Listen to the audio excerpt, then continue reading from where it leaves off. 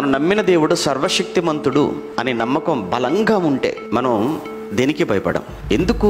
నేను నమ్ముతున్నవాడు సర్వశక్తిమంతుడైనప్పుడు నేను ఏ శక్తికి భయపడాలి? కొంతమంది స్థలాలు తీసుకునేటప్పుడు కావచ్చు, ఇండ్లు కట్టుకునేటప్పుడు కావచ్చు, వాస్తును బట్టి స్థలాలు తీసుకోవటం, వాస్తును బట్టి కట్టుకోవటం మనం చూస్తుంటాం కదా. ఇది వాస్తుకు లేదు అని అంటారు.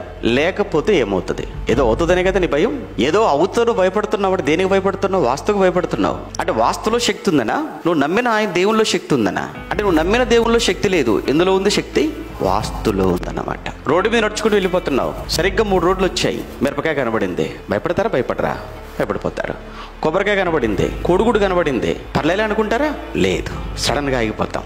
ఇంట్లో నుంచి బయటకు వెళ్తున్నాం, తుమ్మారు. ఈ తుమ్ముకు కూడా శక్తి ఉందా? అంటే మనం నమ్ముతున్న దేవుడు ఒకవైపు సర్వశక్తిమంతుడు అని చెప్పుకుంటూనే తుమ్ముకు భయపడటం, మిరపకాయకు భయపడటం, నిమ్మకాయకు భయపడటం, తాయెత్తుకు భయపడటం, ఇలా మీరు భయపడుతున్నారు అని అంటే మనకు అర్థం అవ్వాలి దేవుని సరిగా నమ్మలేదని.